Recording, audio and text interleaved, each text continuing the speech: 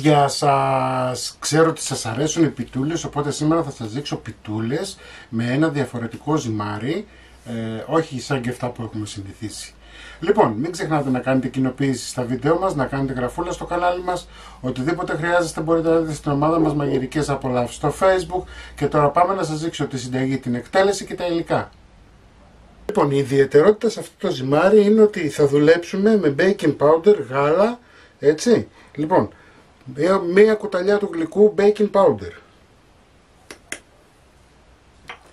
μία κουταλιά της σούπας, 15 γραμμάρια αλάτι. Ανακατεύουμε λιγάκι. Θα βάλουμε 300 γραμμάρια γάλα,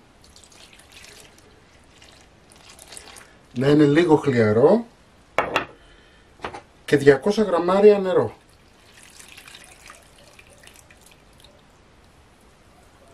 Ζυμώνουμε.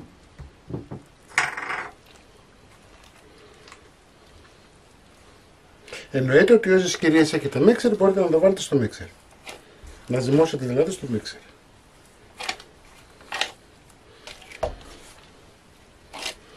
Θα έχουμε ένα σφιχτό ζυμαράκι, όμως με το baking powder θα μαλακώσει πάρα πολύ εφόσον το αφήσουμε να ξεκουραστεί για ένα τεταρτάκι 20 λεπτά.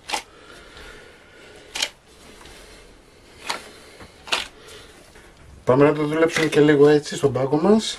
Βλέπετε, έχουμε ένα ζυμάρι το οποίο δεν κολλάει στα χέρια μας. Λοιπόν, θα αφήσουμε το ζυμαράκι μας να ξεκουραστεί για ένα τεταρτάκι 20 λεπτά και θα συνεχίσουμε. Αφήσαμε το ζυμάρι ένα 20 λεπτό, ξεκουράστηκε, θα το κόψουμε στα 4.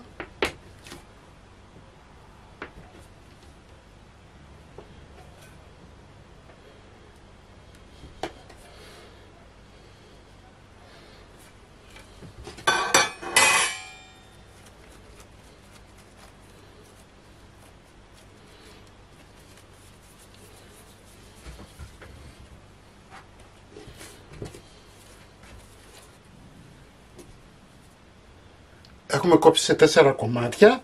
Πάμε να ανοίξουμε τώρα φύλλο.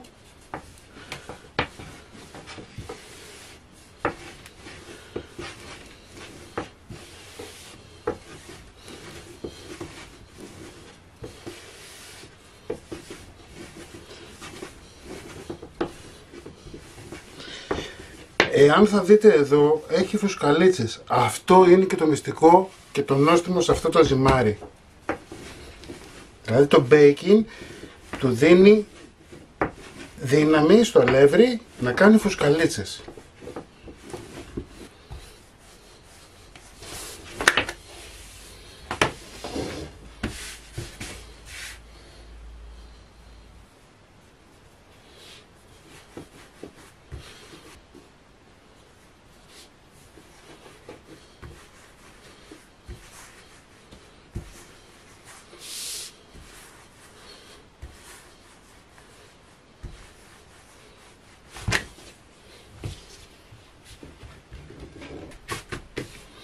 Λοιπόν, ανοίξαμε το φύλλο μας.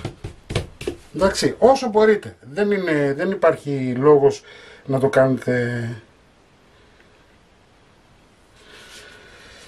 Θα πάρετε βούτυρο και θα το απλώσετε.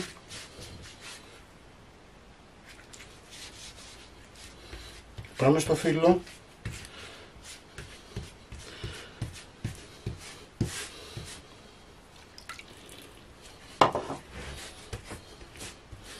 Το βούτυρο να είναι λίγο ζεστό.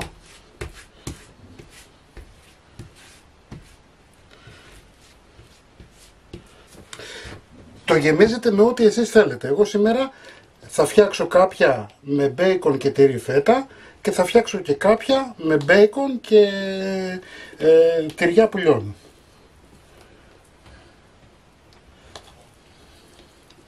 Έτσι δηλαδή 2 και 2.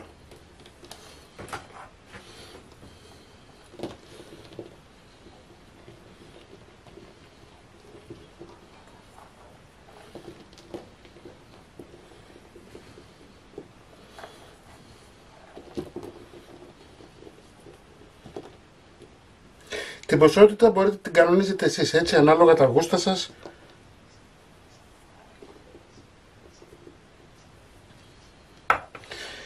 Πάμε να το ρολάρουμε τώρα, πάμε να το στρίψουμε, δηλαδή να το κάνουμε ρολό.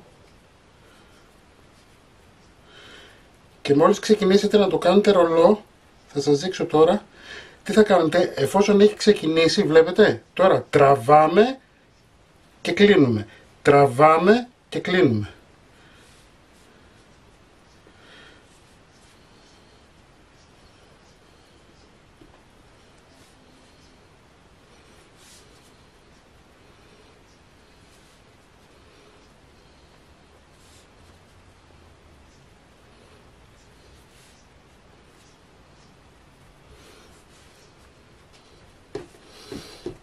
Διορθώνουμε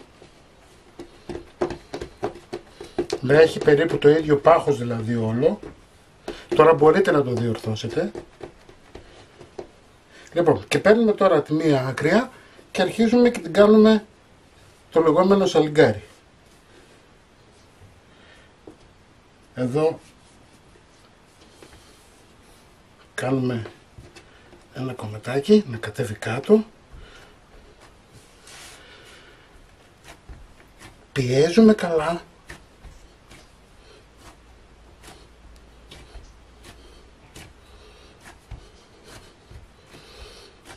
Βλέπετε. Λοιπόν, και η πιτούλα μας η πρώτη είναι έτοιμη.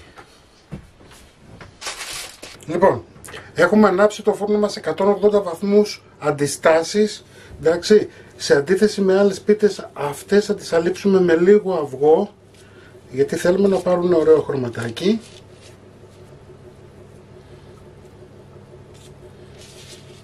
Ωραία. Πάμε για ψήσιμο. Εδώ έχουμε μια ιδιαιτερότητα, θα το βάλουμε χαμηλά το ταψί, έτσι, δεν θέλουμε δηλαδή να πάρει απότομα χρώμα, και μετά από 20 λεπτά, 25, μπορείτε να τα ανεβάσετε να πάρει χρώμα και από πάνω. Οι δύο επιτούλες είναι έτοιμες, οι άλλες δύο ψήνονται. Τώρα τι να σας πω.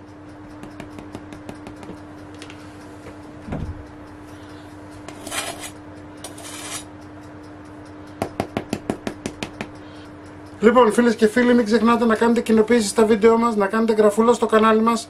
Οτιδήποτε χρειάζεστε μπορείτε να δείτε στην ομάδα μας Μαγειρικές Απολαύσεις στο Facebook. Κομμένες θα τις δείτε στην αρχή και εμείς θα τα πούμε με ένα επόμενο βίντεο. Γεια και χαρά σας!